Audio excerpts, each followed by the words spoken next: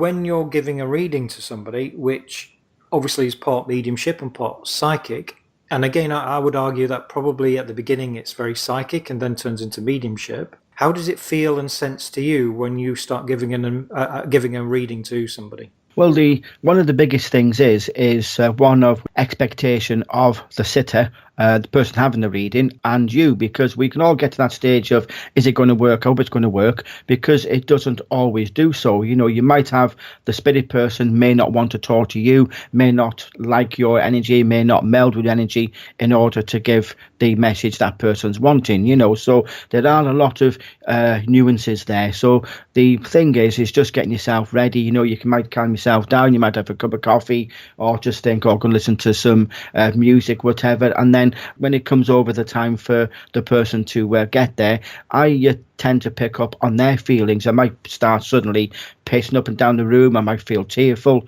Loads of little things there, which is, I've learnt over time, that's the feeling of the person coming for the reading. And then generally they have a sit down and make them feel at home. How are you? Do you want a cup of coffee? You know, this is the toilet if you want to, if you need a toilet now, and just talk about there. And then suddenly it just switches on and away we talk. Now, when I say suddenly switches on, it's like a modem, you know, and William puts it over is spirit are starting to talk to the mind of the medium in very much a way as a modem, modulator, demodulator. And you could have spirit saying to your brain, Ian, can you hear me? And then your subconscious says, who is it? I can, yes, I can. Can we go a bit faster? Okay, then you get the verbal acuity, you get the feelings, emotions, and then you get all the visualizations. It all gets sent in that thought bubble, as I term it, and then you are fully aware of that spirit person, and then you just start talking. You know, I've got your mum here. She's telling me this. She's showing me that, and they just talk, and I just open my gob, and I talk very, very quickly when I'm doing it. I always say to them, you know, put your smartphone recorder on, and then you've got a recollection of what's said. One of the faculties for that is that if a person is busy writing, you've got to slow yourself down and hold the information when that person has finished writing. And it may interfere with that process where you got to work, where you got to wait rather than just giving the info, you know. And I always say it comes through the thalamus, and which is, if you think about it, just in front of the ear, but in the middle of the brain, the limbic system, all of that information there is where normal signals, whether they're perceived as in a pinch on your arm or whatever, and therefore it's coming through the skin, through the nervous system, why you might intense have those tinglies when you're doing your psychic stuff. Do you know what I mean? When you're doing a ghost thing. So you get all this information comes straight through to the brain, and is decoded in exactly the same way as if it came up the hearing center, through the nose. When you're looking at it as being visualization, feelings, everything, it gets all in that one big ball, and we give it out as if it's happening, it's happening physically. And that's why I do feel a spirit energy feels real to us rather than a psychic one doesn't. I mainly do telephone readings, or I might do email readings. When I do email readings, it's mainly on divination. But when I'm doing tarot or mediumship readings, it's interesting that you say that you have a little process of, kind of calming down, getting relaxed, and that. And I think this is where mediumship or mediums have gone wrong, because mediums have been taught by other mediums more often than not.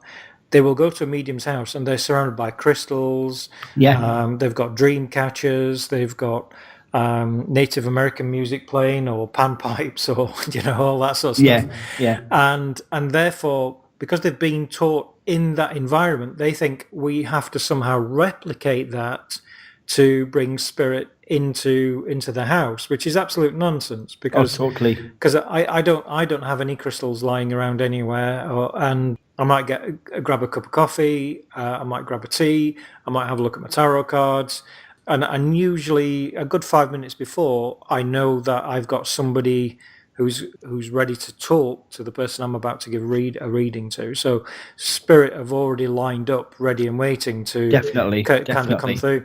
But I've not surrounded myself by any of that paraphernalia, and it's not needed. And it's only because I think because of the 1980s, where mediums started introducing these large crystals in their house, Native American pictures, all that sort of thing. And that's filtered down to today. You don't need to do that. You just need to get your head right. Yeah. And whether that's having a cup of coffee or some juice or a little bit of yoga or meditation, any of those are all correct as long as it gets you into the right frame of mind. And as Ian says, I think the flow, as I like to call it, it starts straight away, even when you don't realize it's happening. You suddenly think, oh, right, I've got this gentleman here for, the next person who calls me up or whatever. But it works straight away. And Ian, you've also done telephone calls. Yeah, yeah. I think the biggest issue as a psychic or medium is when you have your phone call and you are telling the person a large amount of information and you're getting no reply back from the sitter. It's very hard if you don't have that confidence that you're not hearing anything back. You don't know if you're right or you're wrong. But why would you be wrong? What's your thoughts on this? I put it over again. Partly, as we say, it's the expectation of the sitter. I'm not blaming the sitter for everything, by the way, but people want to hear what they want to hear most of the time. There is the thought here, please. When you're doing it, you've got to have trust in what your guides are saying. And generally, if they're saying something, then they wouldn't be saying, "Oh, yes, this is happening," if it wasn't going to be true. This is where the trust and with the interaction with the rapport, the trust that comes with builds up with your guide or guides. I would say I'm a big advocate of get to talking to your guide, say hello. They're friends, they're people. They can be your best buddy, your best friend, and they'll be honest with you. You know what I mean? And it's just building it up, and then we trust. There's times when I've mentioned things and I thought myself, I put the phone down and I thought, oh, that's true. And they've, hope that's true. I do have a bit of doubt at times. And we all go through these phases. Am I doing the best I can for the people I'm working for? It is always having a bit of a giggle. I can hear one of my guys having a bit of a laugh, and then the person will ring me back maybe a week later. Oh, I think you said what's happening has happened, so it does come into a point. So it's nice to know, again, the process of how you work. If it feels right when you're giving the information, not when the person is saying yes or no, but when you're having information coming out, if it feels right, it is right. If it feels a little bit difficult to stay, or you find yourself tripping over your tongue and you can't get those words out, then the chances are they're wrong. It's knowing how you work. It's a massive thing for mediumship. What about yourself, Martin? It's interesting that what you've just said, because I think there is a factor in there that if you are delivering information and if you are working psychically and mediumistically, so you've got a mixture of both, because sometimes there's a little bit of divination in there where you are predicting the future. And if you are telling somebody this, and they are, obviously they're hearing this information, but psychically they are putting up boundaries that are saying that this information is wrong, or this information, I don't want to hear this. I think that could also be happening as well. I mean, you might not be aware of it, where you are saying, oh, next week this is going to happen and this and this and that, but the person's thinking, well, no, I don't want that to happen. I don't want that to happen.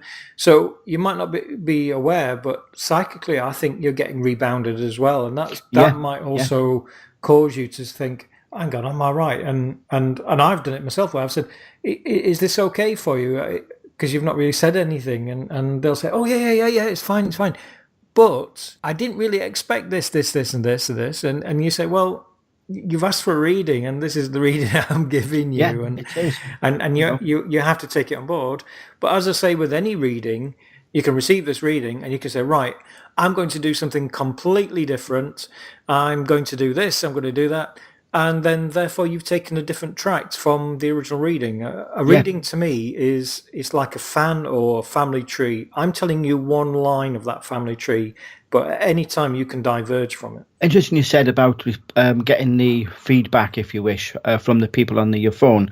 It's more notable when you're on the rostrum, especially church or in a village hall. You can get a lot of negativity from a person who either is wanting a message and nobody goes to them, or they're thinking this is a load of rubbish. I've only come with my partner, because they are thoughts and thoughts are radiated. That's why we get mind to mind telepathy in a form. Then it can dampen, what is being said or conveyed from the village side. So, it's one of the things you have to pick up on, and it really is. You generally find that you might be finding it hard to read for a person because it's not what they want to hear, or they want to know, oh, but is my partner coming back? We split up a couple of weeks ago. What is happening? What are their thoughts? And when you're giving it and you're thinking, well, I don't see it for another 4 months, then the phone goes down, or they put a barrier up because they want to know it's going to happen tomorrow. They're going to come back and rush into our arms. So yes, you can pick up negativity from a person on the other end of the phone, definitely. I always remember when I was sit in circle every week, and in a spiritualist church. One week, this gentleman turned up, and it would be part circle and then part readings, where trainee mediums would give readings to people either in the audience who were taking part in the circle. And so it was kind of like an open sort of area where you could walk up to somebody and say, I want to give a reading, and that sort of thing. And this gentleman turned up with his wife or his partner.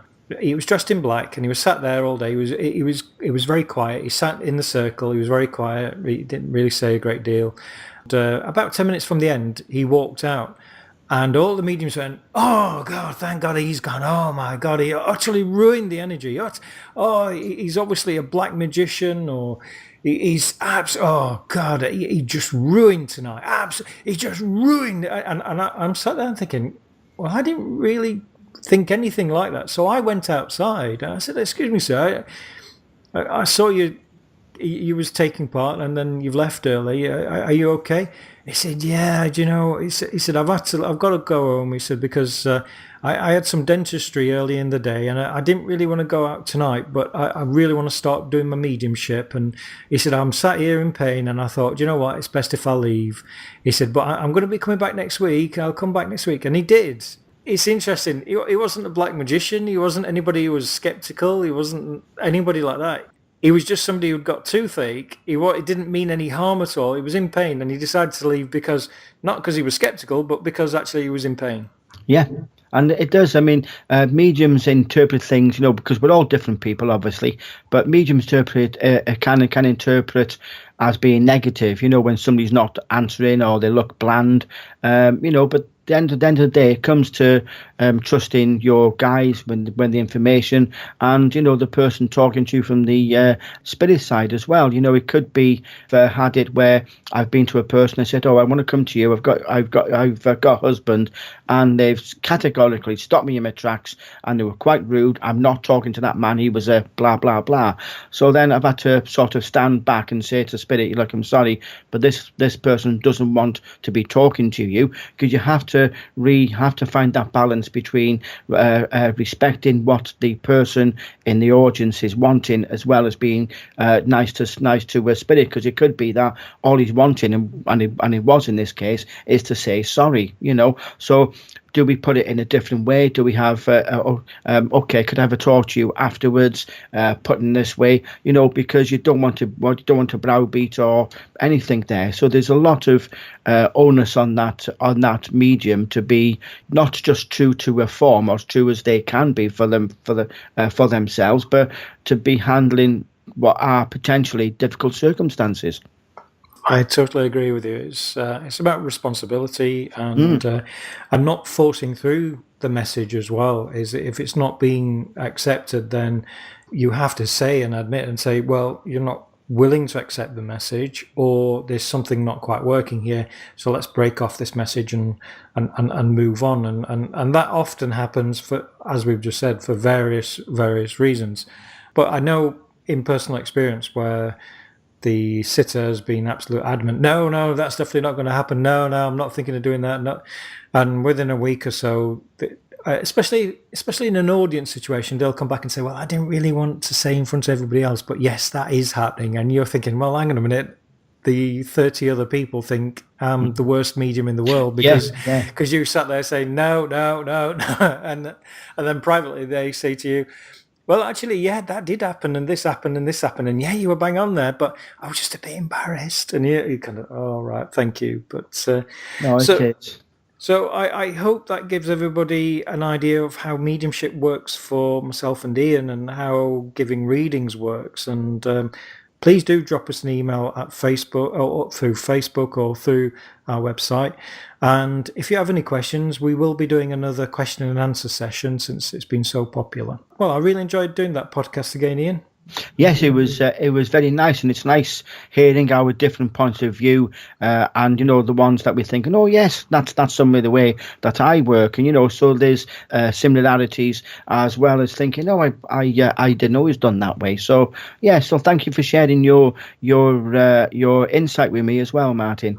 And you too. So thank you everybody for listening, and this has been Mediums in Action.